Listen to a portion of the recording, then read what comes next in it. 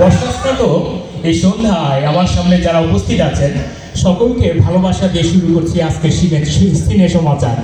দেখেন, ভালোবাসা আর লাভটার এই দুটোর মধ্যে কমন পার্থক্য কি, কমন মিল কি? দুটোই হচ্ছে ইনফেকশিয়াস, ডায়রিয়ার মতো, একবার হলে আর আটকানো যায় না। আমরা আজকে কথা বলবো 90 দশকের বাংলা সিনেমা নিয়ে। যখন বাংলা সিনেমার নামগুলো হতো অসাধারণ, সিনেমার নামের চেয়ে সিনেমার বিজ্ঞাপনগুলো হতো আরো মজাদার।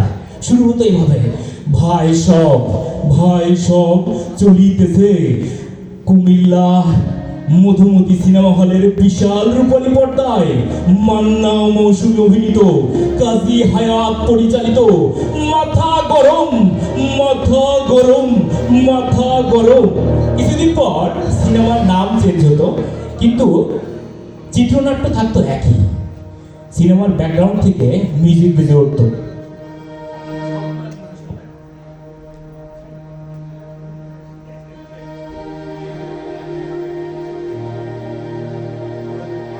দুধে আলতা বদন তোমার, চন্দনের সুবাস ভরা, দুটি দীঘল কাজল রাখি, যেন মেঘের কাজল পরা।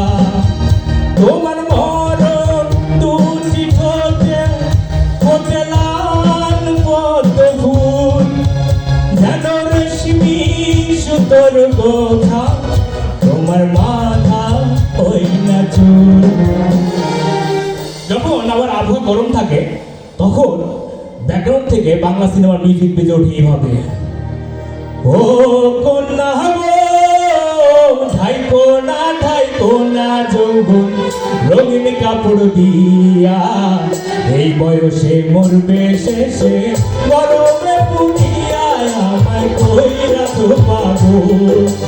ও কন্যা গো যদি দিতে যাও মানা তো করিনি, কাশে ধরি হয় গো যদি তোমার চুলের বেনি, আমায় কইরা তো পাবো। বাংলা সিনেমার ছাত্র শিক্ষকের প্রেম, গুরু শিষ্যের প্রেম কিন্তু একদম, হ্যাঁ, তখন আগেকার সময় গুরু শিষ্যের প্রেম হতো এরকম, হ্যাঁ কে কে কামাইছে তুই সাথী আমার তুই, দিনে কে চিনে মনে রাখিস চিরদিন, আরে কে জান তোকে বলবো কি রে। আর এখন প্রেম হয় এরকম, গুরু বলে, আমি নষ্ট মনে নষ্ট চোখে দেখে তোমাকে, মন আমার কি চাই বোঝাই কেমনে, নষ্ট মনে নষ্ট চোখে দেখে তোমাকে, মন আমার কি চাই বোঝাই কেমনে। এবার ছাত্রী বলে, আপনি গুরু আমি শিষ্য বলি আমার কম, আপনি বুঝাইয়া দিলে বুঝিতে সক্ষম, আপনি গুরু আমি শিষ্য বলি আমার কম, আপনি বুঝাইয়া দিলে বুঝিতে সক্ষম। আবার প্রেমের বিষয়টা অন্যরকম। বর্তমান সময়ে নায়কেরা নর্মালি বাংলা সিনেমায় শুরু হয় এইভাবে, প্রেম তাদের টার্গেট থেকে অনেক বেশি। আমি করতে যদি পারি তোমার মুখ চুরি, তবে হবে আমার প্রেমের সেঞ্চুরি, তুমি আমার এই জীবনের শততম টার্গেট, তোমায় নিয়ে খেলবো আমি ওয়ানডে প্রেমের ক্রিকেট। এর আবার একভাবে গিয়ে তারা বলে, আমি করতে যদি পারি তোমার মুখ চুরি, তবে হবে আমার প্রেমের ডাবল সেঞ্চুরি, তুমি আমার এই জীবনের 200তম টার্গেট, তোমায় নিয়ে খেলবো আমি প্রেমের ক্রিকেট। এবার আসি বাংলা সিনেমার চিত্রনাট্যে। বাংলা সিনেমার চিত্রনাট্য মূলত ইউনিক হয়ে থাকে।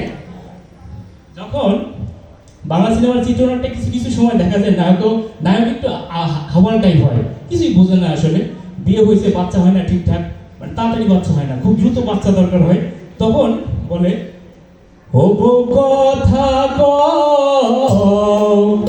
ও কথা কও,